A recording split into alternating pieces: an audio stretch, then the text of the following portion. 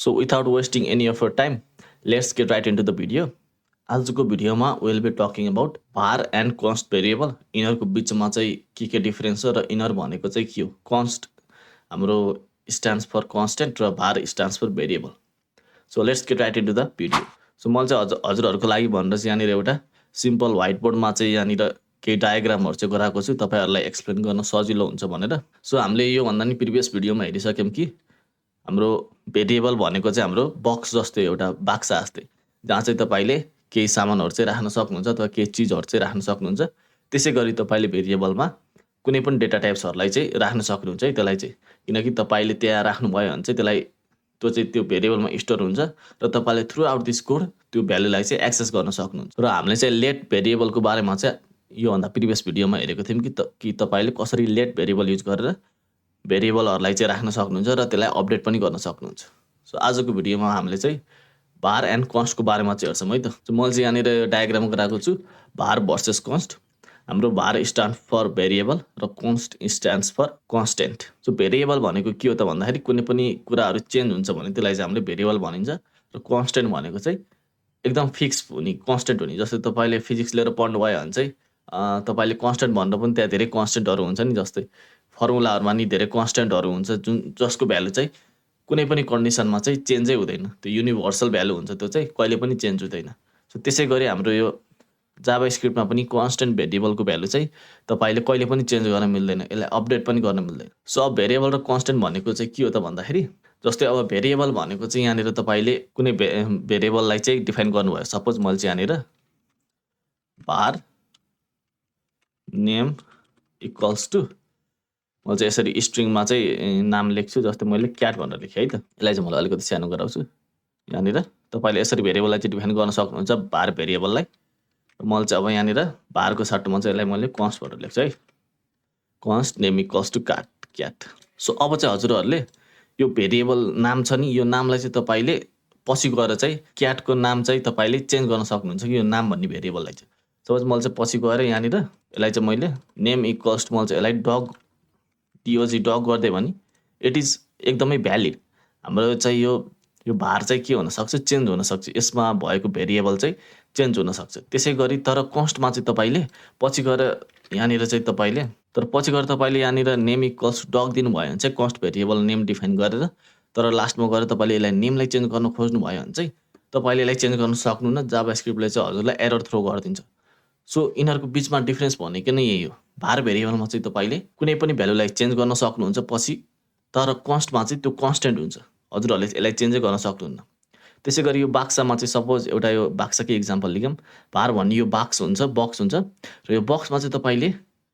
कुनै पनि सामानहरूलाई चाहिँ मलाई एउटा मार्कर ल्याए कुनै पनि सामानलाई चाहिँ यहाँनिर राख्न सक्नुभयो यो अलि नै भएछ सपोज अब var भेरिएबलमा चाहिँ के हुन्छ तपाईँले कुनै पनि सामानलाई चाहिँ यहाँनिर राख्न सक्नुभयो र यो सपोज यो चाहिँ एउटा सामान भयो यो सामानलाई तपाईँले राख्नुभयो है यो बाक्सामा तर थ्रु आउट दिस टाइम तपाईँले यो सामानलाई हटाएर तपाईँले फेरि अर्को नयाँ सामान चाहिँ यहाँनिर राख्न सक्नुहुन्छ है यसलाई रिप्लेस पनि गर्न सक्नुहुन्छ REPLACE यसलाई रिप्लेस गर्न सक्नुहुन्छ यो सामानलाई चाहिँ तर कन्स्टको कन्डिसनमा चाहिँ तपाईँले एकचोटि जे कुरा चाहिँ यहाँनिर कन्स्टलाई असाइन गर्नुभयो त्यसपछि चाहिँ तपाईँले यहाँनिर चाहिँ यसलाई राख्न चाहिँ सक्नुहुन्न यो चाहिँ हाम्रो के हुन्छ एरर थ्रो गरिदिन्छ तपाईँले यसलाई चाहिँ यो कन्स्ट भेरिएबललाई चाहिँ तपाईँले कुनै पनि यो कन्स्ट भन्ने बाक्सामा चाहिँ केही कुरा राख्नुभयो तर तपाईँले त्यसलाई निकालेर फेरि अर्को सामान चाहिँ यो बाक्सामा चाहिँ राख्न पाउनुहुन्न तर varको कन्डिसनमा चाहिँ तपाईँले यसरी चाहिँ राख्न सक्नुहुन्छ सो हाम्रो var र लेट चाहिँ एकदमै var र लेट चाहिँ हाम्रो लेट भेरिएबल चाहिँ एकदमै सिमिलर छ यिनीहरूको बिचमा पनि अलिकति डिफरेन्स चाहिँ छ जुन चाहिँ हामीले अपकमिङ भिडियोजहरूमा चाहिँ हेर्छौँ किनकि अहिलेसम्म चाहिँ हामीले जाभा स्क्रिप्टको बारेमा धेरै कुरा चाहिँ सिकेको छैनौँ सो हामीले अहिलेसम्म चाहिँ तपाईँले यति बुझ्नुहोस् कि var र लेट चाहिँ एकदमै सिमिलर हो तर यिनीहरूको बिचमा डिफरेन्स चाहिँ छ जुन चाहिँ हामीले अपकमिङ भिडियोजहरूमा जाभा स्क्रिप्टको कन्सेप्टहरू अझै हामीले एक्सप्लोर गरिसकेपछि चाहिँ यसमा चाहिँ हामीले रिफर गर्छौँ सो यो चाहिँ थियो हाम्रो थ्योरिटिकल पार्ट तपाईँले यति बुझ्नुहोस् कि vaरमा चाहिँ तपाईँले var भेरिएबलमा चाहिँ तपाईँले भ्यालुहरू चेन्ज गर्न सक्नुहुन्छ र कन्स्टमा चाहिँ तपाईँले चेन्ज गर्न सक्नुहुन्न जुन चाहिँ कन्स्टेन्ट हुन्छ सो अब यसको बारेमा चाहिँ इक्जाम्पल हेरौँ एउटा लाइभ डेमोन्स्ट्रेसन सो म चाहिँ अब एउटा नयाँ प्राइभेट विन्डो खोल्छु यहाँनिर र मैले चाहिँ अब यसलाई कन्सोल खोल्छु Ctrl Shift जे कन्ट्रोल प्लस सिफ्ट प्लस जे दाउन भयो भने चाहिँ कन्सोल चाहिँ खुल्छ है यहाँनिर यसरी।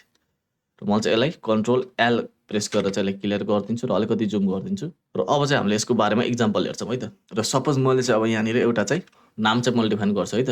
भेरिएबल। जस्तै मेरो डगको नाम चाहिँ के छ, मैले डग नेम इक्वल्स टु मैले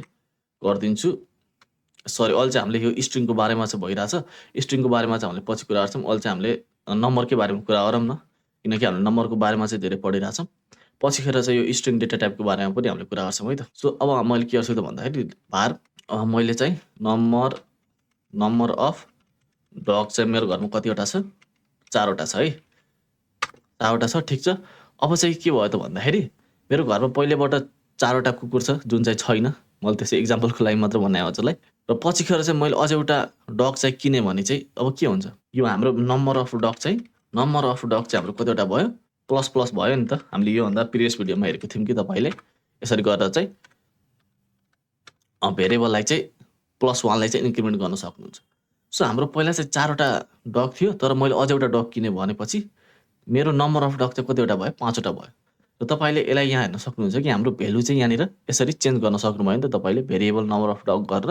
इक्वल्स टु 4 र तपाईँले नम्बर अफ डगलाई प्लस प्लस गर्दाखेरि 5 आयो। अब फेरि मैले चाहिँ नम्बर अफ डग लेख्यो भने चाहिँ के हुन्छ, यो हाम्रो नम्बर अफ डगको भ्यालु चेन्ज भएर 5 भयो नि त। सो तपाईँले यसरी भारको कन्डिसनमा चाहिँ के भयो त हजुरहरूले, भेरिएबललाई चाहिँ अर्को भ्यालु चाहिँ असाइन गर्न सक्नुभयो र भेरिएबलको भ्यालु चाहिँ चेन्ज गर्न सक्नुभयो। अब चाहिँ मैले यसलाई क्लियर गरिदिन्छु। र अब चाहिँ मैले यहाँ कन्स्टको बारेमा हेर्ने हो भने चाहिँ सपोज मसँग नम्बर अफ क्याट चाहिँ कतिवटा छ, 2टा छ है त, 3टा छ भनौँ। यदि मैले चाहिँ अब नम्बर अफ क्याटलाई चाहिँ मैले प्लस प्लस गरिदिएँ। सपोज मैले अझ एउटा क्याट किनेँ, अब चाहिँ मलाई अझ एउटा क्याट चाहिँ एड गर्न मलाई मैले के गर्न सक्छु, यसले चाहिँ हेर्न सक्नुहुन्छ के भनिरहेको छ, असाइनमेन्ट टु कन्स्टेन्ट भेरिएबल भनिरहेको छ। मतलब यसको मतलब के हो त भन्दाखेरि हजुरहरूले कन्स्टेन्ट भेरिएबललाई चाहिँ नयाँ भ्यालु चाहिँ असाइन गर्न खोजिरहनु भएको छ। तपाईँले कन्स्टेन्ट भेरिएबलको भ्यालुलाई चाहिँ चेन्ज गर्न खोज्दै हुनुहुन्छ भनेर चाहिँ यसले चाहिँ मलाई यहाँनिर एरर थ्रो गरिदियो। सो तपाईँले चाहिँ कन्स्टेन्टको कन्डिसनमा चाहिँ